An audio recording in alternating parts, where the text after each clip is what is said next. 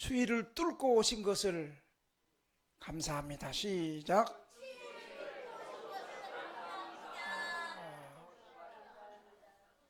정말 우리 성도들의 기본 믿음이 오늘 참 좋구나. 특별히 오늘 정심에 뷔페가 나오거나 오늘 뭐 특별히 점퍼를 나눠주거나 꼭 아멘에도 안 나눠줘. 그리고 뭐 1인당 한 5만 원씩 주거나 그런 것이 없음에도 불구하고 이렇게 추운 날에도 불구하고 하나님 앞에 이렇게 나와서 예배드리는 복된 여러분의 믿음 위에 하나님의 선하심이 풍성하실 줄로 믿습니다. 여러분 다 사랑해 봤죠? 우리 나이 든 사람도 결혼할 때 연애 결혼도 해봤고, 저는 결혼할 때 중매를 했을 것 같아요? 그냥 기도하고 그냥 목사님이 저 여자하고 결혼해서 했을 것 같아요? 연애 결혼했을 것 같아요? 어떻게 그렇게 저는 연애 결혼을 했어요. 그래가지고 이 연애할 때는 모든 것이 다 용서가 돼. 제 아내가 저를 나 전수할 때 4시간을 서울역에서 기다렸어요. 그때는 핸드폰도 없고, 지금 같았으면 그냥 끝났죠. 첫사랑 연애할 때는 4시간을 기다려도 나타나니까 막 짜증 한 번 안 내고 화 한 번 안 내고 무슨 일 있었냐고, 몸은 괜찮냐고. 지금 4시간 기다려봐. 보는 순간에 더 이상 뒷말은 안 하겠습니다.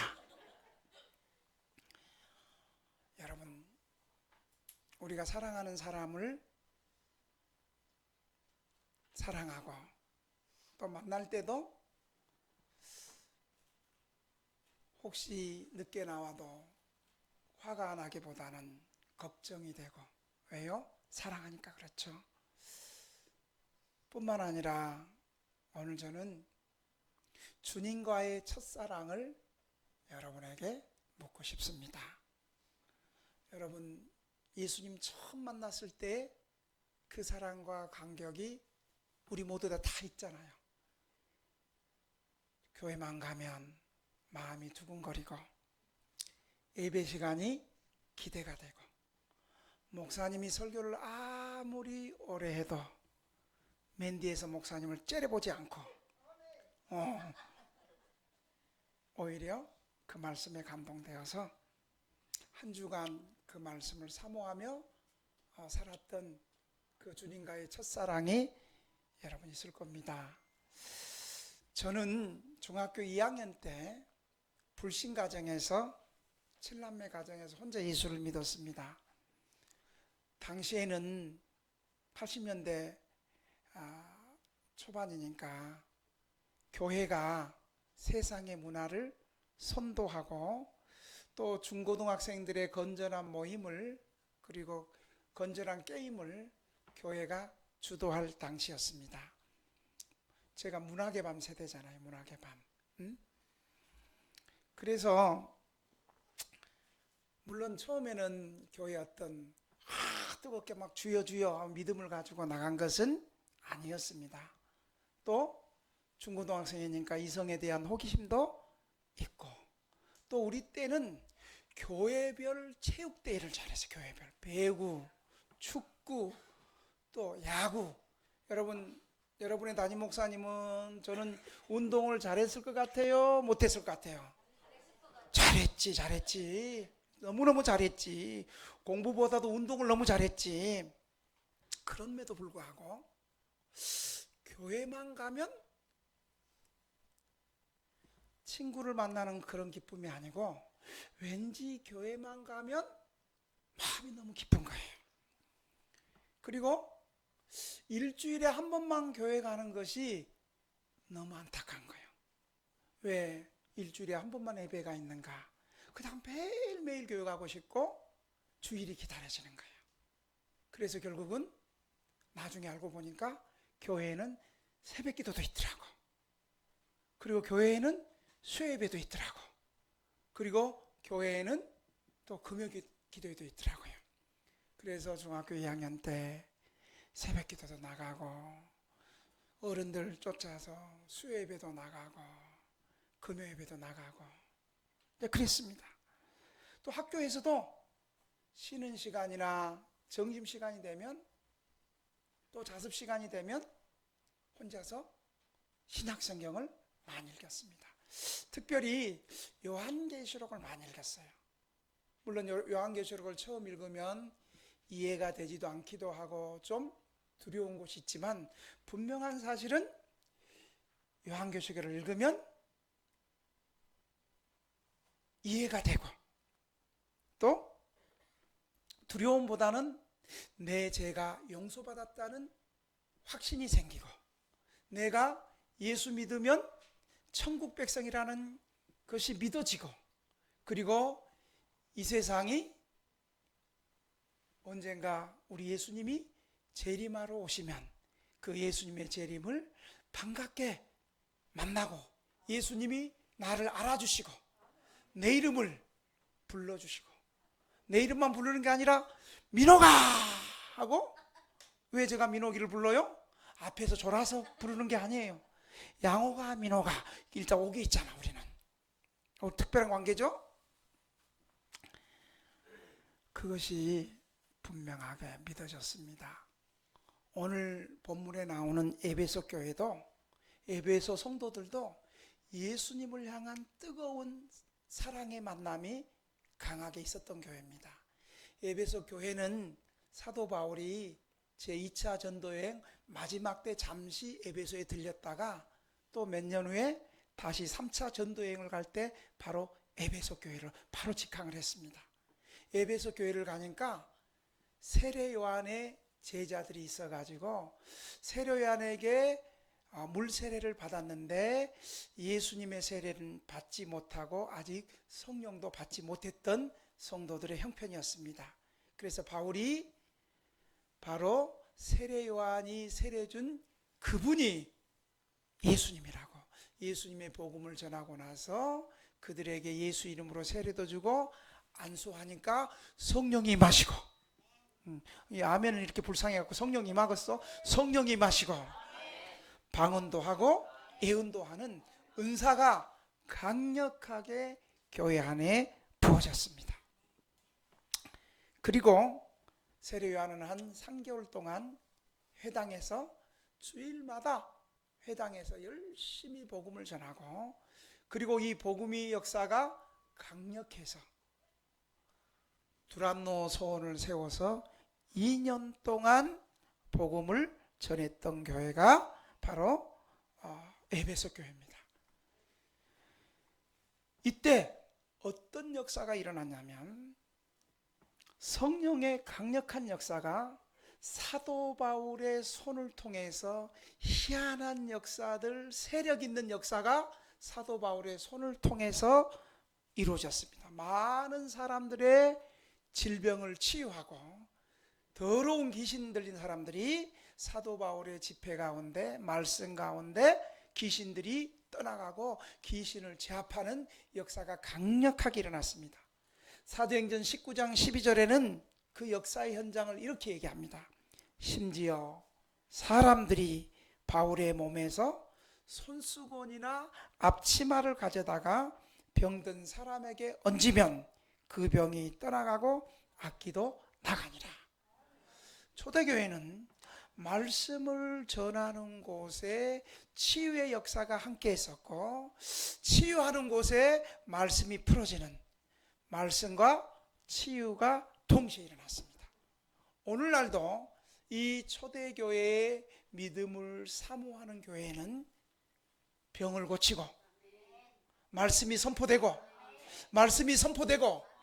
더러운 귀신들을 축출시키고 말씀이 선포되고 악한 병들을 치유할 수 있는 능력이 교회에는 있다는 사실을 여러분 믿으시기 바랍니다. 여러분 이 놀라운 소식을 보고 에베소에 사는 유대인이나 헬라인이나 이 사실을 보고 벌벌 떠는 거예요. 특별히 이 에베소 도시는 마술을 행하는 사람들이 우상을 섬기고 그 다음에 미신과 마술을 행하는 사람이 굉장히 많았는데 전문적으로 직업적으로 마술을 행하는 사람들이 많았습니다. 그런데 이 바울의 이런 신령한 말씀과 치유의 역사와 귀신이 떠나가는 걸 보고 이 마술하는 사람이 두려워서 예수 믿는 사람들도 자발적으로 주님 앞에 나와서 회개하는 역사가 있었고, 또 마술하는 사람들이 마술하는 책을 가지고 와가지고 불태우고 마술하는 도구를 다 태우는 게 오만이 되었다고 얘기를 하고 있습니다. 반면에 이 놀라운 성령의 권능 가운데는 또 반면에 핍박의 역사도 있었습니다. 진짜 성령 충만한 것은 핍박 가운데도 핍박을 이기고 핍박을 돌파하고 핍박을 통과하는 게 성령 충만한 것이죠. 특별히 여러분 지금도 에베소도 가면, 에베소는 당시에 무역이 성행하고 아시아의 큰 교통의 여지였는데 그곳에는 아데미 여신이라고 있었습니다. 이 아데미 신전이 있었는데 이 신전은 지금까지도 고대에서 7가지 불가사의의 하나로서 이 신전이 얼마나 크냐면 길이가 130m, 너비가 67m, 120개의 둥근 기둥으로 그렇게 되어 가슴이 굉장히 여러 개로 이렇게 있었습니다.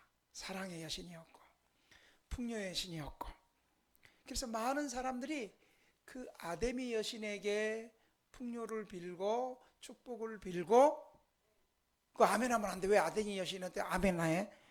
그렇게 우상 숭배를 하고 있었어요. 더 나아가서 이 아데미 여신으로 돈벌이하는 은세공업자들이 아데네 신전에 작은 모형을 만들어서 그걸로 주술을 하기도 하고 부적으로 삼기도 하고, 이거 갖고 있으면 복 받고 잘 될 거야. 우리 예수 안 믿을 때 옛날에 그런 부족들 있었잖아요. 우리 엄마도 미신을 믿고 그랬을 때, 예수 안 믿기 전에는 저 수학여행 가면 저 속옷에다가 수학여행 가면 용돈을 주니까 바느질로 꾸며가지고 용돈을 수학여행 그 속옷에다가 싸먹는 주머니를 하나 만들고, 그 다음에 그것만 만드는 게 아니고 나 몰래 또 부적도 하나 또 넣고. 옛날에 우리 그랬잖아요. 근데 2000년 전에는 이 아데미 신전의 모형을 가지고 적은 걸로 모형물을 만들고 돈벌이를 했는데, 이때 사도 바울이 그 모습을 보고 가만히 있을 우리 바울 선생님이 아니잖아요. 바울이 그 에베소는 아데미 여신의 도시라고도 말할 수 있는 거기에 담대하게 한번 따라합시다. 사람의 손으로 만든 것들은 하나님이 아니다. 강력하게 얘기를 했어요. 그러자 그 아데미 여신을 버리고 예수 믿는 사람들이 많이 생기니까 이 세공업자들이, 은세공업자들이, 은장색을 만드는 세공업자들이 자기들의 돈벌이가 이제 사라지니까 불량배들을 동원해 가지고 바울을 축출하고 예수 믿는 사람들을 축출하고 극장에서 아데미 여신이에요, 아데미 여신 2시간 동안. 여러분 군중심리는 그래요. 알고 부르는 사람이 있고 그냥 구경하다가 같이 하는 사람이 있고. 여러분 우리 어때요? 12월 31일에 저 정각에 정치로 가는 걸 우리 심야에 뭐라 그래요? 제하의 종소리죠. 근데 거기 가봤자 그냥 사람들이 가는 길에 그냥 뭔지도 모르고 따라가다가 신발 잊어먹지, 지갑 잊어먹지, 핸드폰 잊어먹지. 그 뭐가 뭔지도 막 확 휩쓸려가지고. 그래서 거기에 2시간 동안 사도 바울에게 반대하는 메시지를 외치면서 사도 바울이 위기에 처했습니다. 그때 마침내 에베소 서기장이 개입을 해서 이렇게 진정이 되었습니다. 이렇게 에베소 교회는 처음 주님을 만나는 뜨거운 성령의 역사가 있었고, 바울을 통해서 성령의 은사들과 권능들과 질병이 낫고 귀신들이 떠나가는 하나님의 능력을 눈으로 목도했고, 또 아데미 여신에 대해서 신앙으로 우상을 깨트리며 돌파하며 고난 가운데서도 핍박을 이기는 교회가 바로 에베소 교회였습니다. 이처럼 에베소 교회는 성도들이 진리를 철미하게 지키고 또 믿음의 인내를 하면서 정통 교리를 사수하며 신앙의 순결을 지킨, 주님이 보실 때도 칭찬받는 교회였습니다. 그런데 주님은 그 교회를 향해서 5절에 그러나 너를 책망할 것이 있나니 너희 처음 사랑을 버렸느니라. 우리 옆 사람에게 인사합시다. 우리 주님의 첫사랑을 회복합시다. 이 첫사랑은 첫사랑을 경험한 사람들에게 지금 얘기하는 거예요. 주님을 만났을 때 뜨거운 믿음과 주님을 만났을 때 뜨거운 첫사랑이 있는 사람들에게 시간이 가면서 식어져 버렸던 것을 주님이 책망하면서 첫사랑을 회복하자고 얘기하고 있습니다. 여러분, 어떻게 주님의 첫사랑을 회복할 수 있을까요? 첫째, 먼저 이 첫사랑이 어디서 떨어졌는가를 일단 다른 사람을 봐야 되겠어요? 내 자신을 봐야 되겠어요? 여러분, 우리 잘합니다. 자신을 먼저 돌아봐야 되는 거예요. 5절에 보니까 그러므로 어디서 떨어졌는가를 생각하고 이렇게 말하고 있나. 회개하여 처음 행위를 가지라. 이렇게 처음 행위를 가지라. 처음에는 에베소 교회 성도들이 믿음의 역사와 사랑의 역사와 진리를 향한 열정이 풍성함과 동시에 또 믿음으로 성도들이 사랑으로 하나가 되었습니다. 그런데 언젠가부터 성도들이 서로 미워하고 사랑으로 하나 되는 마음이 식어지면서 서로를 의심하고 믿고 용납하는 모습이 사라지기 시작했습니다. 오늘 본문 전체를 보면 아마도 에베소 교회 안에 이단, 거짓 사도, 이단이 들어온 이단자를 색출하는 과정에서 이들과 싸우면서 정통신앙, 믿음은 지켰는데 그러는 과정에서 성도들이 서로 의심하고 차가워지고 사랑의 교제가 식어졌어요. 여러분, 지금으로 말하면 지금 한국 교회는 새신자가 들어오면 일단 어떻게 봐요? 새신자가 들어오면 저 사람 혹시 신천지 아닌가?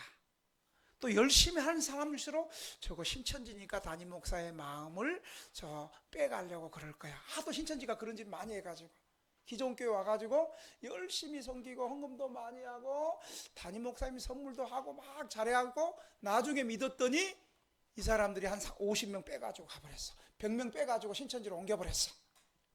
그런 상황이 2000년 전에도 지금 에베소 교회에서 일어났다는 거예요.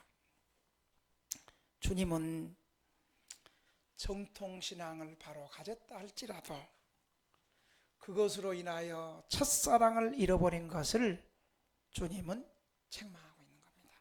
구체적으로 말하면 이 거짓 사도 이단들이 누구냐면 계시록 2장 14절 15절을 보면 니골라당 사람들, 즉 발람의 교훈을 지키지 않는 사람, 발람의 교훈을 지키는 사람과 이 이단들과 싸우면서 에베소 교회가 첫사랑을 잃어버린 거예요.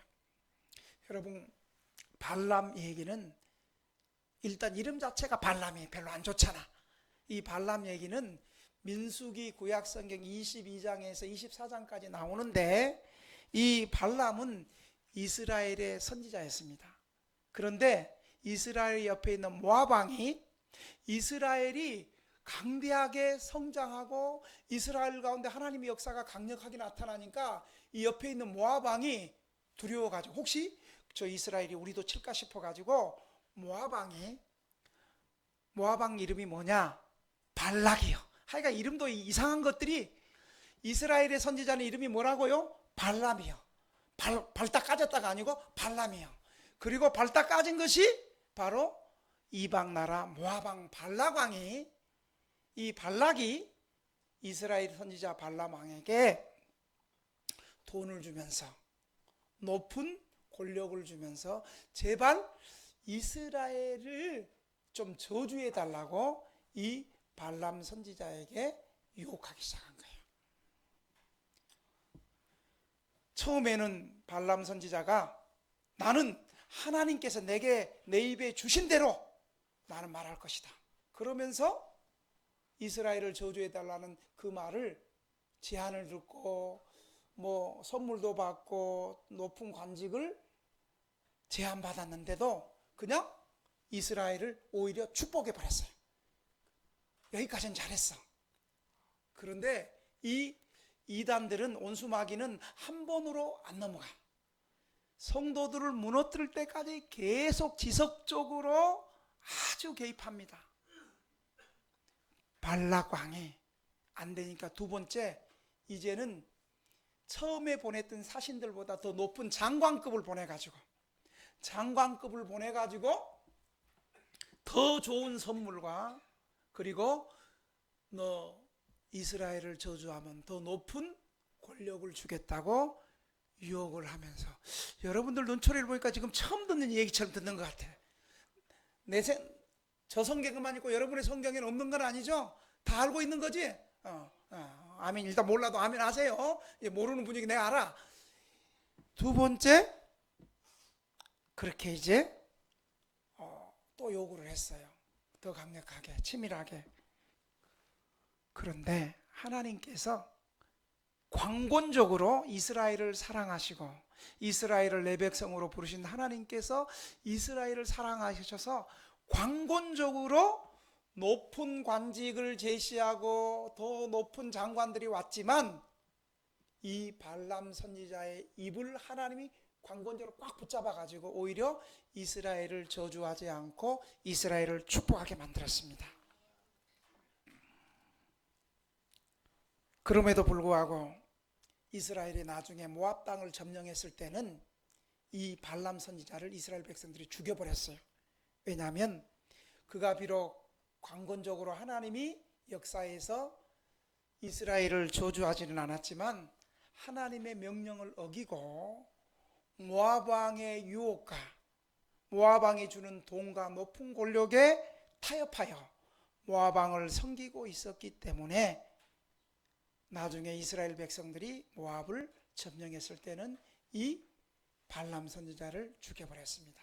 왜냐하면 이 발람 선지자는 대적에게 자신을 팔아서 하나님을 섬기지 않고 대적을 섬겼기 때문입니다. 발람은 하나님의 뜻 외에는 아무것도 말하지 않겠다고 하면서도 기꺼이 모압 왕과 타협해서 모압 왕에 주는 모든 권력과 혜택을, 그것 때문에 믿음을 버렸기 때문입니다. 여러분, 나중에 신약시대에 와서 돈을 벌기 위해서 타락한 선지자의 상징이 바로 이 발람 선지자가 되어버렸어요. 그래서 성경은 베드로후서 2장 15절 16절에 보면 이렇게 말합니다. 그들이 바른 길을 떠나 미혹되어 부올의 아들 발람의 길을 따르는도다. 그는 불의의 싹을 사랑하다가 자기의 불법으로 말미암아 책망을 받되 말하지 못하는 나귀가 사람의 모습으로 말하여 이 선지자의 미친 행동을 저지하였느니라. 오늘 요한계시록을 쓴 사도 요한은 예수님의 애제자입니다. 사도 요한은 마지막까지 살아서 밤노섬에서 유배되어 채석장에서 강제 노동을 하고 있는데 이때 계시를 받아가지고 요한계시록을 쓰고 이제 에베소 교회에게 편지하는데, 이때 초대교회 2000년 전에도 네로 황제가 교회를 박해할 이 당시이기 때문에 많은 사람들이 자기 목숨을 지키고 경제적으로 손실을 면하기 위해서 신앙을 버리고 타협했던 그런 그리스도인의 무리들도 있었고, 또 한편은 예수 믿으면 직장도 잃고 예수 믿으면 집도 잃어버리고 더 나아가서 예수 믿으면 고난과 더 나아가서 죽임을 당한다 할지라도 그 믿음을 지키기 위해서 경제적인 이익을 포기하고 편안한 집과 본토를 떠나서 카타군 지하교회로 들어간 소수의 무리들도 있었습니다. 반모섬에 유배당한 사도 요한은 그리스도인의 신앙이 타협을 해서는 안 된다고 단호하게 말하고 있습니다. 그리스도인들은 그 당시뿐만 아니라 우리 시대에도 이 세상을 살면서 신앙의 타협을 받도록 우리는 이모저모로 압력을 받고 사는 시대입니다. 우리가 돈과 권력과 쾌락과 명예 때문에 신앙을 저버리고 타협하고 살아갔던 거짓 선지자 발람처럼 되어서는 안 된다는 것을 오늘 본문은 저와 여러분에게 도전하고 있습니다. 두 번째로 어떻게 첫사랑을 회복해야 됩니까? 주님은 회개하라고 말하고 있습니다. 5절에 어디서 떨어졌는가를 생각하고 회개하고 처음 행위를 가지라. 여러분, 우리는 정신을 깨어서 정신을 차리지 않고 그냥 이 세상에 살다 보면 주님의 말씀을 생각할 시간도 없고 세상의 마음을 뺏기고 마귀에게 우리의 마음이 점령당하기 쉽습니다. 그런 우리에게 주님은 주님의 은혜를 베푸시고 또 주님께서 생각하고 어디서 잘못됐는가를 생각하고 회개하라고 말하고 있습니다. 여러분, 에베소 교회는 아시아에 있는 모든 교회의 모교회였습니다. 무역의 중심지였고 배를 타고 가도 거기에 첫 번째 닿는 곳이었고 항구도시였고 정통 보수신앙을 열심히 지키고 에베소 교회가 이단들하고 싸우며 저항하며 믿음을 지켰던 성도들이었습니다. 당시 사회의 악과 타협하라는 압력을 고집스럽게 저항하며 믿음을 지켰던 교회였습니다. 그런데 이런 에베소 교회가 파멸의 위기를 맞이하게 되었습니다. 그 이유는 에베소 교인들이 교리의 순수성을 지키지 못해서가 아닙니다. 세상과 타협했기 때문도 아닙니다. 바로 믿음은 좋았고 타협도 안 했고 이단들과 싸워 승리했지만 그 가운데 싸우다 보니까 사랑이 언제부턴가 사라져 버렸습니다. 이것은 오늘날 교회가 주의해야 될 말씀입니다. 바른 신학을 갖기 위해서 열심히 성경 공부하고 또 보수적인 신앙을 우리가 지키기 위해서 노력해야 힘을 써야 되지만 사랑이 없는 교회는 이미 죽은 교회라는 사실을 우리가 잊어버리고 살기 때문입니다. 그래서 주님은 에베소 교회를 향해서 회개하라고 말씀하시는 것입니다. 더 나아가서 에베소 교회뿐만 아니라 2000년이 지난 오고 가는 우리 모두에게 동일하게 말씀하십니다. 그런데 우리는 회개하라는 소리를 좋아하지 않습니다. 우리는 재성을 가지고 있기 때문에 회개하라 소리를 하면 아멘해요, 뭔가 반항해요. 말 안 하는 거 보니까 다 반항해. 그리고 주변에게 핑계를 돌리고 주변 사람들을 비난합니다. 도리어 화를 내며 막연하게 아무에게 원한을 품고 자신의 잘못을 찾지 않고 다른 사람의 결점을 쳐들고 다른 사람에게 문제를 또 환경의 문제를 탓하기 쉽습니다. 회개는 무엇입니까? 자신이 잘못한 것을 정직하게 인정하고 충심으로 그것을 슬퍼하고 거기서 돌이키는 것이 회개입니다. 누가복음 15장에 보면 방탕한 아들이 내가 일어나 아버지께 가서 이르기를 아버지 내가 하늘과 아버지께 죄를 지었나이다. 누가복음 15장 18절에 말씀합니다. 하나님 앞에 나가서 자기의 죄를 인정하고 회개할 때 따라합시다. 회개할 때 하나님의 용서와 축복이 시작된다. 여러분, 기독교의 위대함이 어디 있는 줄 아세요? 여러 타종교와 기독교의 다른 점은 기독교의 위대함은 회개와 사죄의 은총이 있다는 사실입니다. 회개와 사죄의 길은 오직 기독교밖에 없습니다. 산 같은 큰 죄악이 있더라도 진심으로 회개하면 용서하시는 분이 우리 하나님이라는 사실을 여러분 믿으시기 바랍니다. 누가 한번 죄를 회개했다가 또 불행하게 똑같은 죄를 다시 범죄한다 할지라도 그가 그 죄의 문제를 참으로 진실하게 회개하면 하나님은 그 죄를 회개하신다는, 사해해 주신다는 사실, 용서해 주신다는 사실을 믿으시기 바랍니다. 그것이 사죄다운 사죄입니다.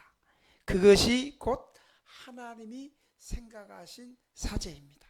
그러니까 여러분, 우리가 똑같은 범죄 지어서 나 하나님 앞에 면목이 없어, 나 교회 안 갈래, 이건 믿음이 아니야. 진짜 회개를 아는 사람은요, 똑같은 범죄했다 할지라도 하나님은 우리의 연약함을 아시고 우리의 죄성을 아시고, 그렇기 때문에 우리가 진실하게 회개하는 자리에 나오면 하나님은 우리를 꾸짖거나 왜 그래서라고 말하지 않고 하나님은 우리의 죄를 용서하신다는 사실을 믿으시기 바랍니다.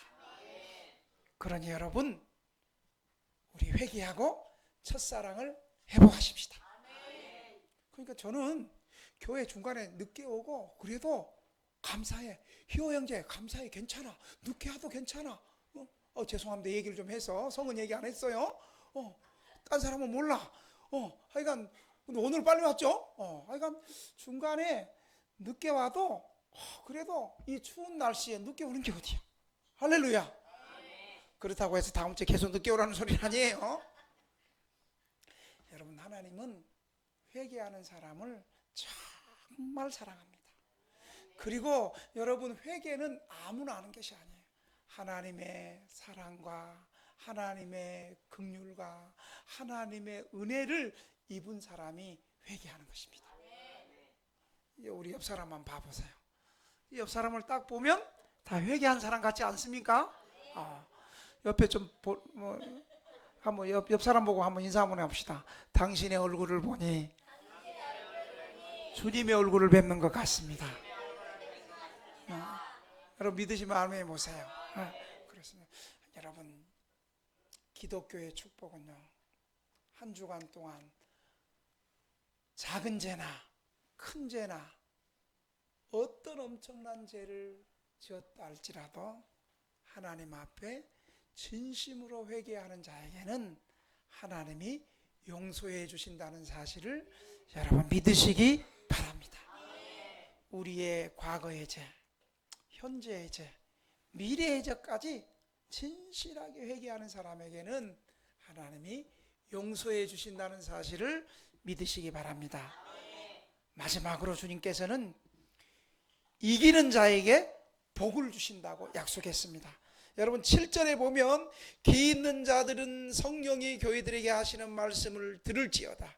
이기는 그에게는 내가 하나님의 낙원에 있는 생명나무의 열매를 주어 먹게 하리라. 누가 이기는 자입니까? 니골라당처럼 경제적 이익을 위해서 타협을 거부하고 사랑이 없는 정통 보수에 대한 유혹을 거부한 자들입니다. 이들에게 천국에서 생명나무 과실을 먹게 하리라고 주님은 약속하시고 축복하십니다. 여러분, 이 생명나무의 과실, 하나님께서 창세기에서 아담과 하와가 선악과를 따먹고 나서 하나님께서 아담과 하와를 에덴 동산에 쫓아내시고 생명나무의 실과를 먹고 영생할까 봐 화형검으로 지켰습니다. 이처럼 창세기에서 금지된 것이 이제 첫사랑을 회복하고 믿음을 지킨 사람들에게는 이 생명나무의 열매를 먹는 위대한 축복이 요한계시록에는 예언되어 있습니다. 이제 사랑으로 이기는 자들은 하나님과 교제를 누리고 다른 사람들과 교제를 누리며 영생을 누리게 되었습니다. 요한계시록 22장 2절에 보면 강자 위에 생명나무가 있어 12가지 열매를 맺되 날마다 그 열매를 맺고 그 나무 잎사귀들은 만국을 치료하기 위하여 있더라 라는 축복의 말씀이 예비되어 있습니다. 사랑하는 성도 여러분,